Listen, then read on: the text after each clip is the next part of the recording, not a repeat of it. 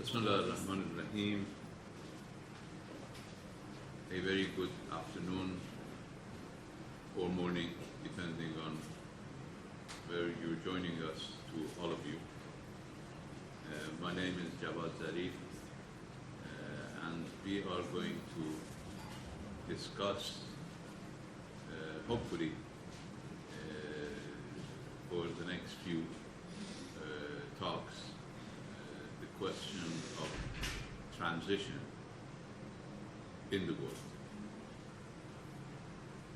Let me begin by just making a few observations. The past 30 years have been some of the most turbulent periods, at least in contemporary history. We have seen wars, we have seen emergence of drastic new changes,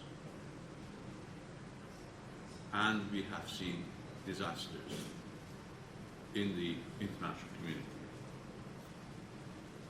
The end of what we all knew as the Cold War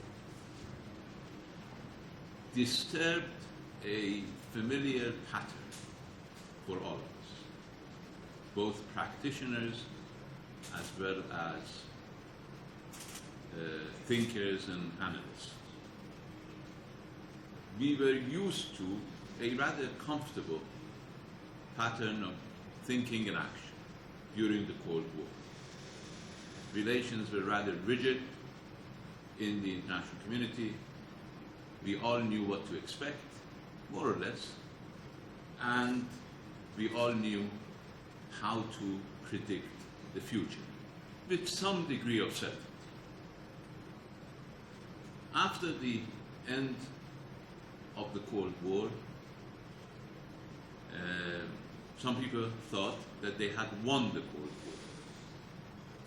And therefore there was a fury of activity, not only on the ground, but within think tanks, universities, and academia in general, in order to develop a new future, either in terms of action and the realities on the ground, or in terms of conceptualization and somehow not just predicting, but prescribing theoretically what should happen. And because of the rapidity of change and the fluidity of international arena, we had many miscalculations and many misadventures. And nobody was immune from this. Big powers made miscalculations. Medium powers made miscalculations with varying degrees of effects. And there were a number of predictions, or in my view, prescriptions, by both theorists as well as practitioners, which proved to be disastrously wrong, or at least premature. Now, we all remember the announcement of a new world order in the early 90s by the US president. We all remember some academics writing about end of sovereignty in the mid to late 80s, talking about the end of state as a player in international relations. We saw the emergence of the concept of global governance. We had some euphoria about triumph of multilateralism. We had some predictions and prescriptions about the new American century. we had an announcement on the deck of a warship, mission accomplished. We then had back to extremist unilateralism and the return of nation state. These are all conceptual contexts that we have developed over the past 30-some years to describe, predict, and as I said, at times prescribe the emerging new world. And now, many talk about post-corona global order. We see a lot of discussion whether this would be an exacerbation of the current trends or the emergence of a totally different new trend. All of these indicate the significance of this time frame within which we are talking, we are operating, and we are conceptualizing. And that is why we need a cognitive transformation. If we want to be able to understand what's happening, if we want to avoid miscalculations, if we want to avoid misadventures, we need to realize, we need to understand what is happening.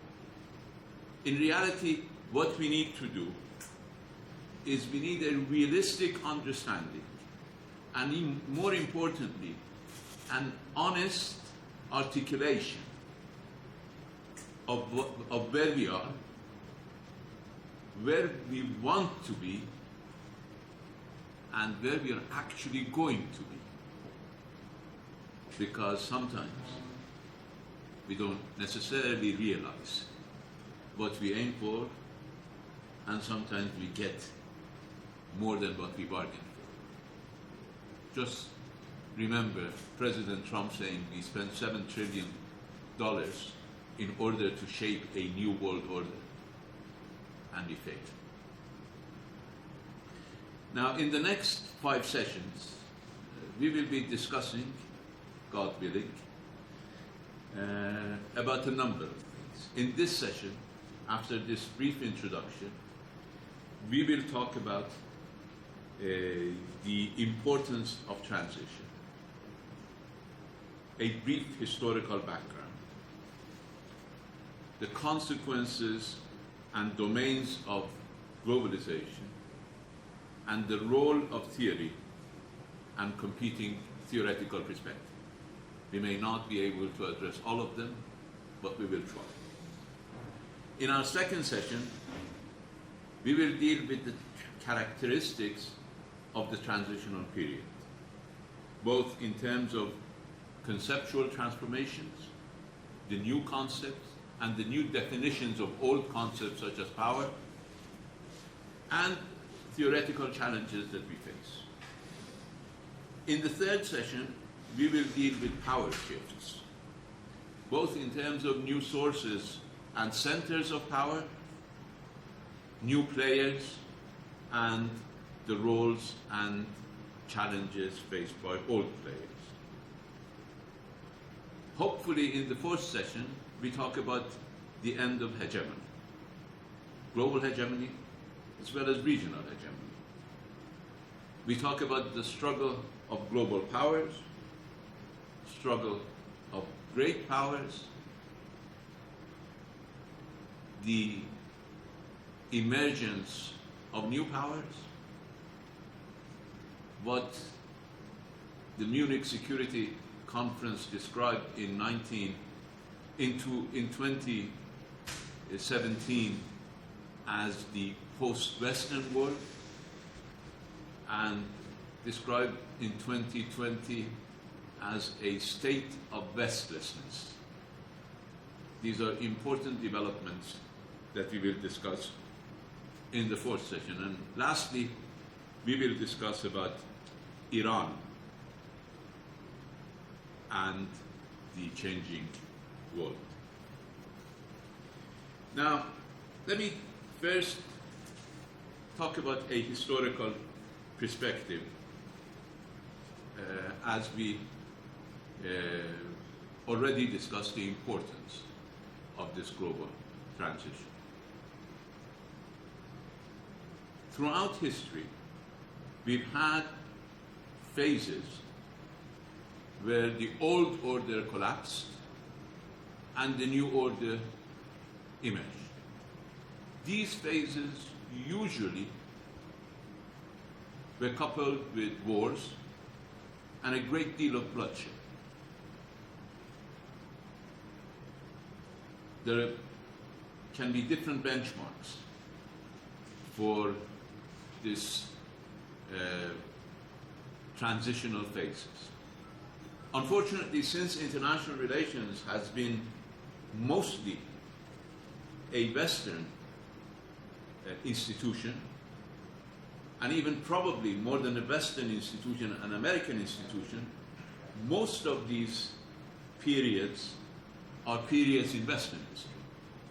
So we're all familiar with these various phases or various historical benchmarks where we had the emergence of a transitional phase and the end of an old phase and the beginning of a new phase in Western societies.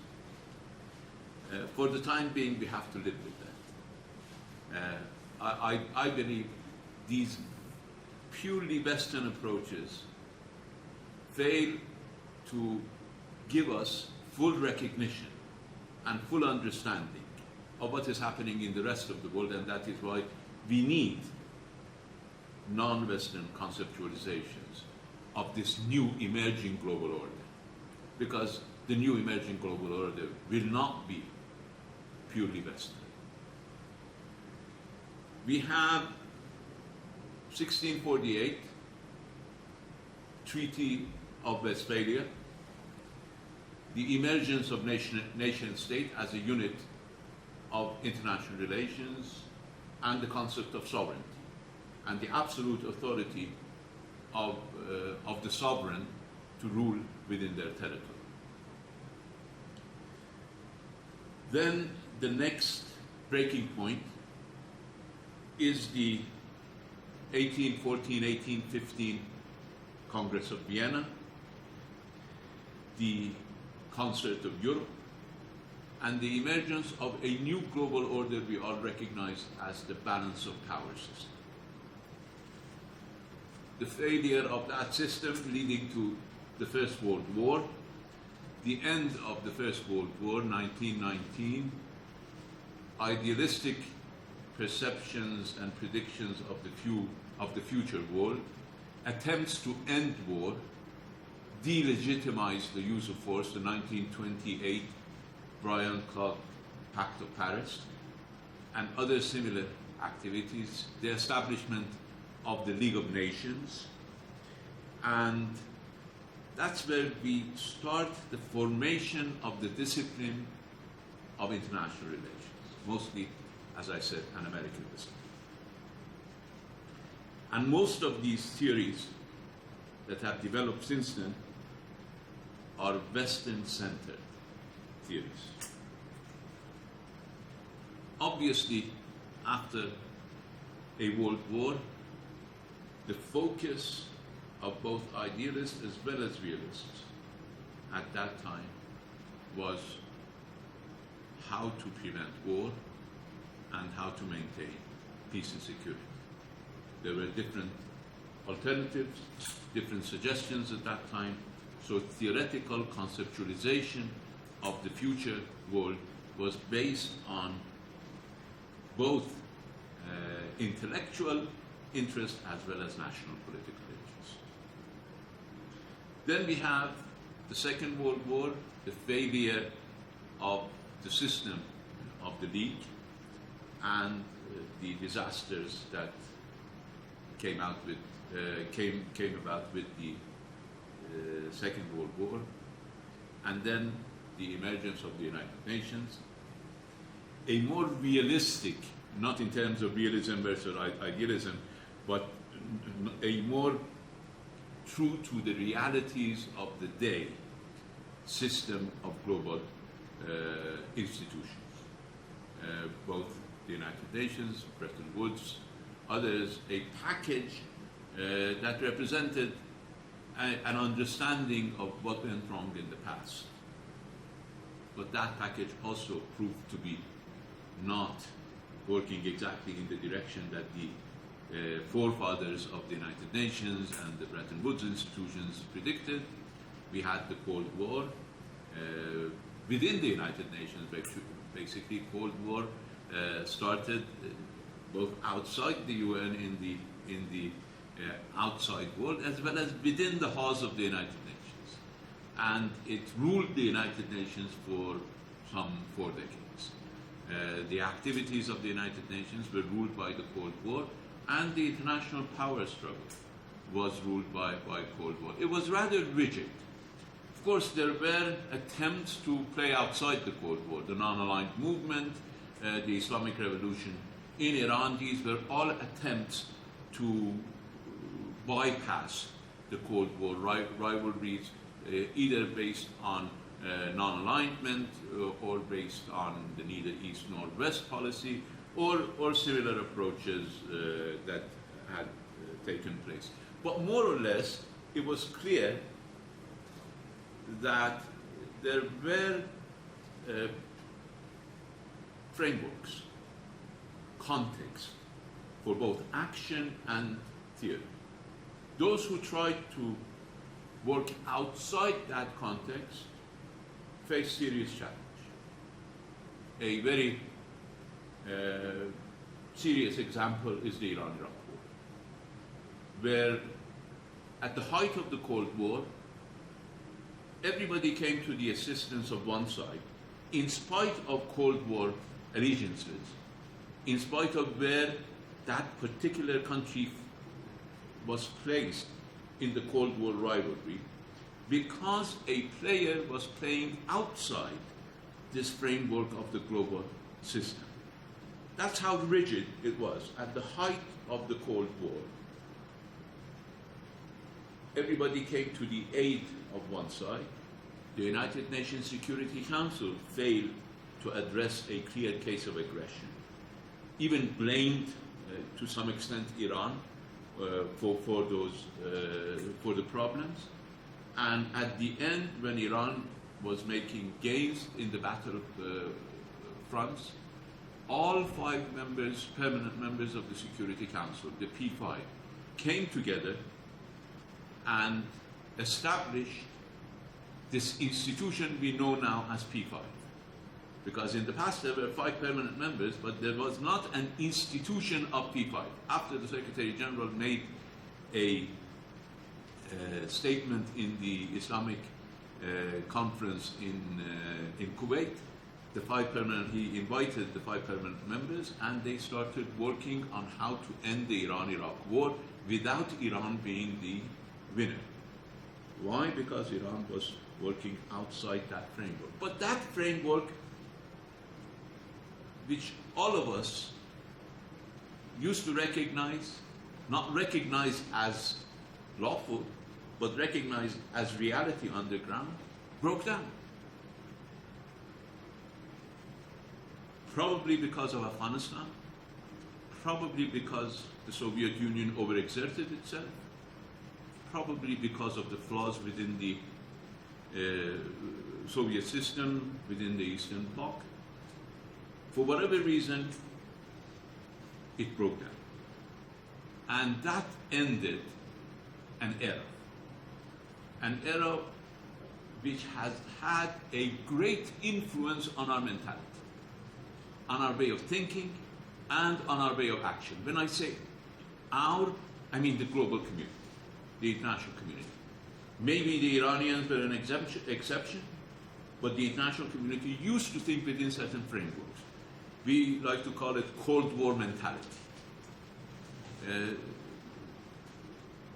Although the system broke down, the mentality didn't. Because usually conceptual frameworks are more lasting than realities on the ground.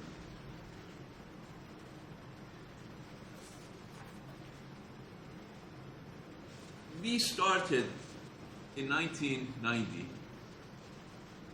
the beginning of what a lot of people expected to be a long transitional phase.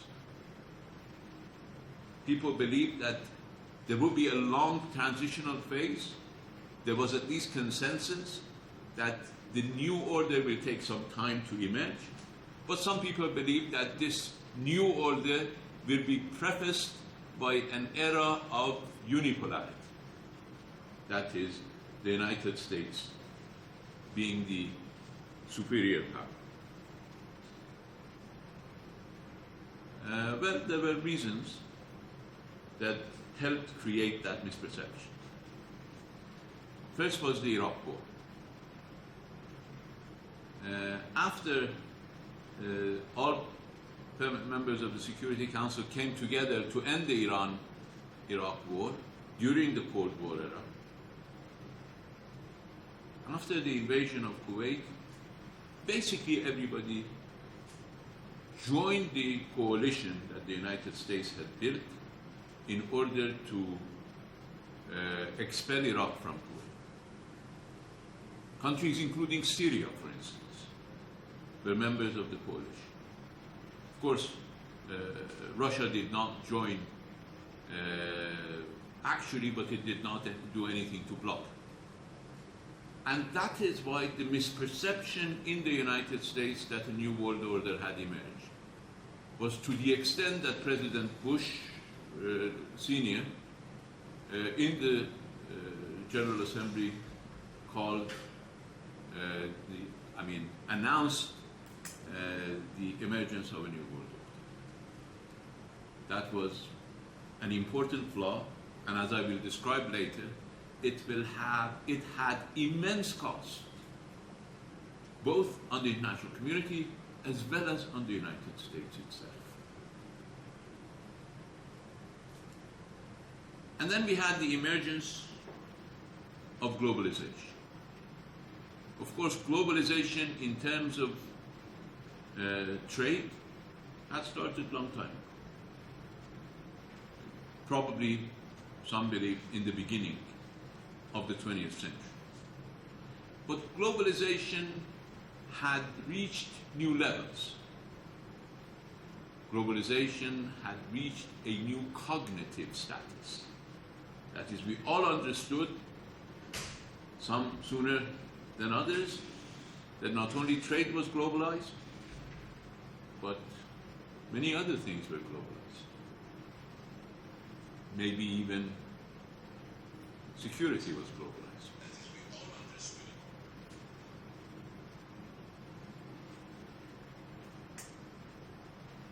When these all happened, there were a number of attempts to create a new world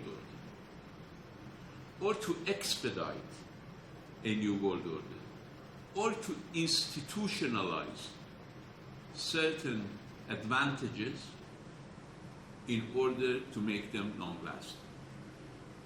At the conceptual level, let me give you three of the most famous conceptual frameworks. From the liberal tradition, we had the idea of the end of history.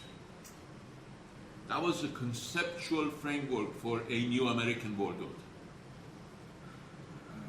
From the more realist frame of mind, we had Clash of Civilizations, the prediction of the state of the future and how it had to be dealt with. And then from a very practical point of view, we had the neoconservative movement. The neoconservative movement was based on one major assumption.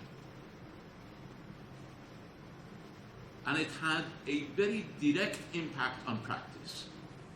So this theory was not just to explain what would happen in the future, and not to predict, but to prescribe.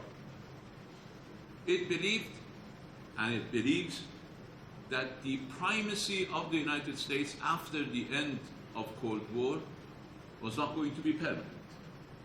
That the emergence of China and other global players was an eventuality that could not be escaped. Therefore, its prescription was to institutionalize US predominance through bringing everything to the realm of security. And that is why securitization has been a cornerstone of US policy to create the next world that the United States wants to create in its own advantage. From that, at least overemphasized since then, the United States has an advantage in the area of military power. So if you can securitize issues, the United States would then be the leader. Both the leader of the West, because there were Western contentions. As I will explain, there were different European perspectives on how to make the next global world through norm setting. And in that area, the United States was not necessarily predominant. But in the area of security, the United States would have been totally predominant. So if you look at the administrations that came after the collapse of the Soviet Union and the end of the Cold War, you will see each and every administration resorted to force. The Bush administration, but not just the Bush administration, the Clinton administration. If you look at the history of the Clinton administration, at least one military adventure a year. Whether it was Somalia, whether it was Libya, Kosovo, Yugoslavia, you name it, or Iraq. The Clinton administration resorted to force because it wanted to institutionalize and basically provide longevity for its what it considered to be, accepted to be, short-term supremacy. They wanted to give this short-term supremacy a long term. That is why even today, after failing in this policy rather disastrously several times, the United States continues to try to securitize its adversaries, be it Iran or the Chinese. You've seen that the United States is trying to securitize even the coronavirus. The US administration, President Trump and his Secretary of State, trying to call coronavirus the Wuhan virus or the Chinese virus. They have refrained from joining certain global consensus decisions on corona because they insisted that it should be called the China virus. Going back to probably Middle Ages, calling China man. This is the trend that some of us believe is a bit childish, but in reality, it follows the same conceptualization of the basically entrenchment of US power. And it's clear, if we are engaged, if the world accepts to engage in a game of military might, then the United States alone spends more money on military hardware than the next 10 countries combined. And the United States spends $600 billion on arms, whereas the next country, which is China, with almost 5 times the population of the United States, spends less than $300 billion. And the next 2 countries, Russia and Saudi Arabia or vice versa, each spend in the framework of $60, $70 billion. And then it drops drastically to 20s. So the next 10 countries combined don't spend as much money on armaments as the United States alone does. And that is why the United States wants to securitize everything. And it started in the 90s. It may have started even earlier, but in this period that we're talking about, the United States wanted to bring about a securitized global environment in which it would be the predominant force and it would be able to govern. Now we'll talk about the flaws of this approach and the immense cost that this approach had. But this was not the only approach. The Europeans followed a different approach, and that was norm setting. They tried to use the post-Soviet era, where they had little basically resistance in the international community. The non-aligned, some of the non-aligned members even were talking about whether non-aligned made any sense anymore. Because they said non-aligned was supposed to stand between the two superpowers. Now we don't have two superpowers. Now we don't have a Cold War. So what is the non-alignment? And there was a great deal of struggle by countries like Iran to say within the non-aligned movement that non-alignment still made sense, because there were these attempts to create the next world. And we as countries in the developing world, with a specific frame of reference, insisting on international law, insisting on international organizations, needed to have a say in the development of the new world. But the West basically found itself without a real opposition. So the United States pursued the military path. The Europeans, mostly, sometimes with US support, but sometimes even against US opposition, pursued norm setting. Now with US support, there were a number of concepts that everybody in the West agreed upon, because these were primarily Western concepts developed into universal concepts. Human rights, environment and development. If you look from 1990 to beginning of the new century, you will see more conferences convened by the United Nations, more global conferences, more world conferences convened by the United Nations than probably in the previous 3 decades. Because this ideological rivalry had ended, and the West found it appropriate to start norm setting. Now we have the World Conference on Environment and Development, followed by the Conference on Social Development, followed by the World Conference on Human Rights, followed by the World Conference on Women, Habitat, Population and Development, you name it. Every issue of social relations, or what they call good governance, was covered during the early 90s to late 90s through these international conferences. A number of common themes in these conferences emerged. Of course, the developing world tried to introduce some of their concerns, such as economic equity, such as development, but the main concepts, from habitat to women to social development, were a number of concepts which were promoted by the West. I'm not necessarily saying that they were Western concepts, but promoted by the West, which are in the realm of human rights and social relations. In this area, they went beyond consensus in the West. The most notable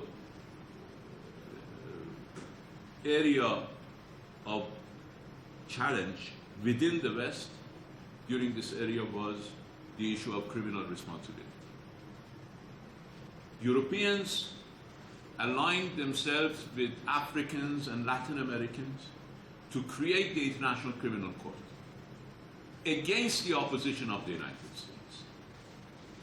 So this was an area, and this was an alarm bell for the United States, that unless it focused on its area of superiority, that is military and security, then even its Western allies might break away with it, as they did in the International Criminal Court. Some people believe that the International Criminal Court was not important for the United States. I believe it was otherwise, because it was so important for the United States that the United States went to nearly 160, 70 countries, signing with them separate agreements to prevent sending of U.S. forces to the International Criminal Court.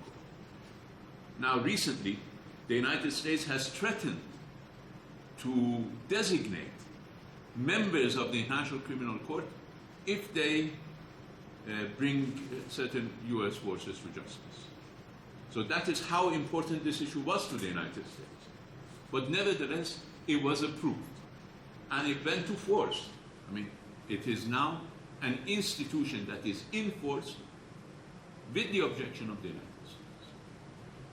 So norm setting was an area in which the international community played an active role during this period in the shaping of the new world. It wasn't limited to social areas.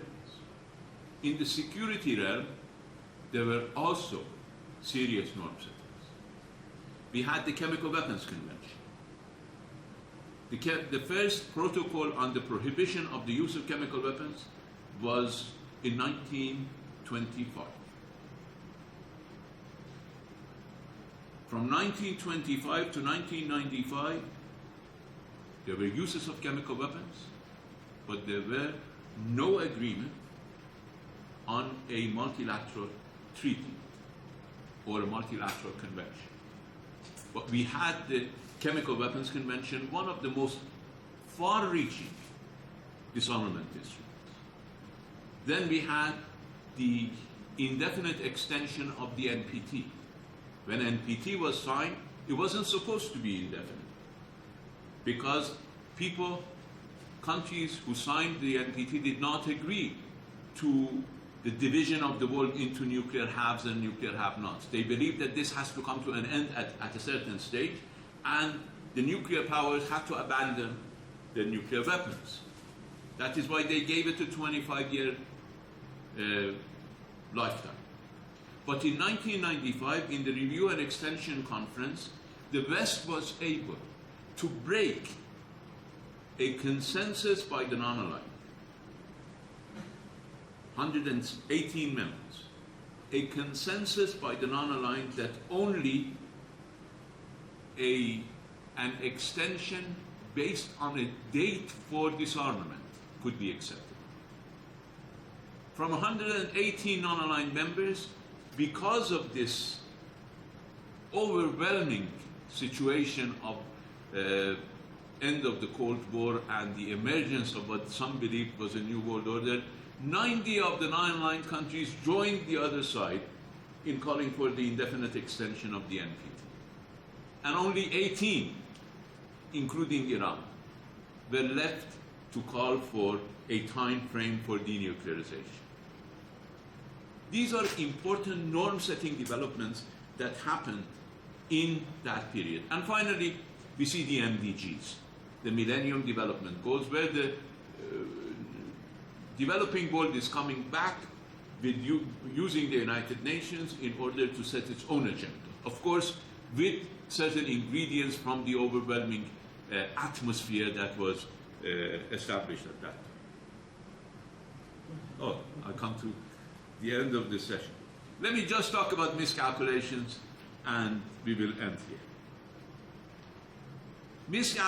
Because of the fluidity of the international relations, and I will discuss this in our next session, there can be wrong calculations.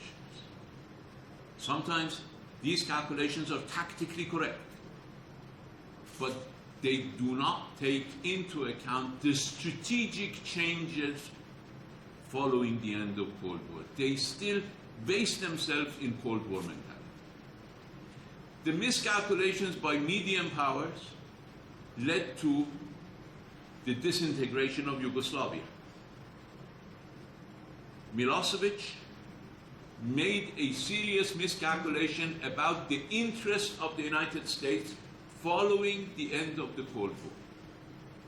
And he believed that the United States would tolerate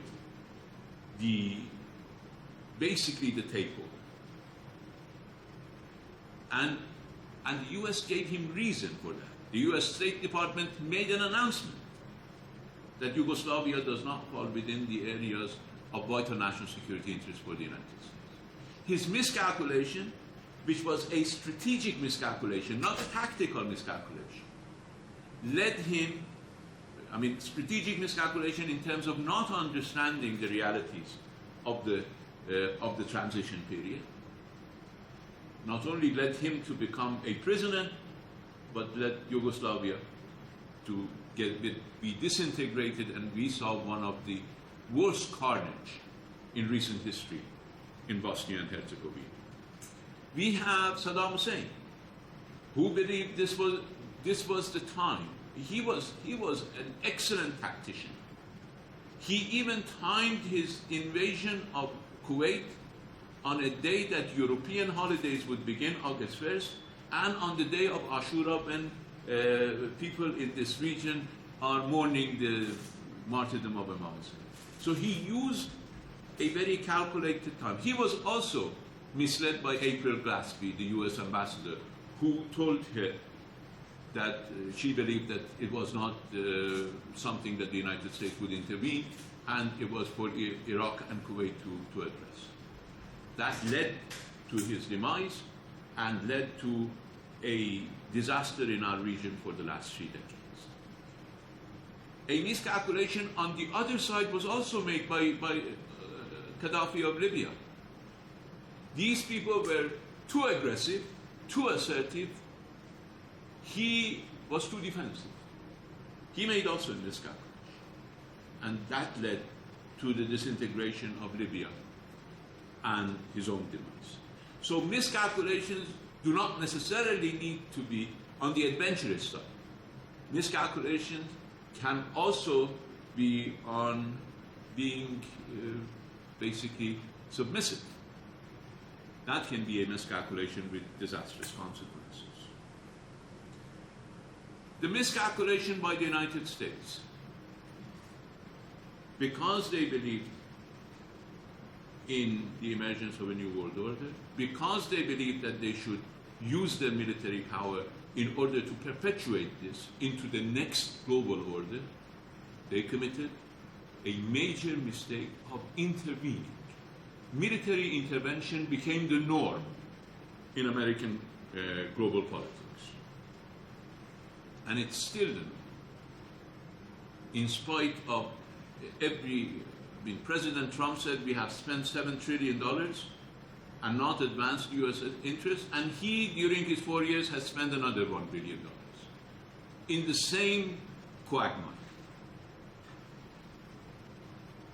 Now, this misadventure has cost the American people a lot of lives, and $8 trillion, $8,000 billion, $8 trillion in treasure,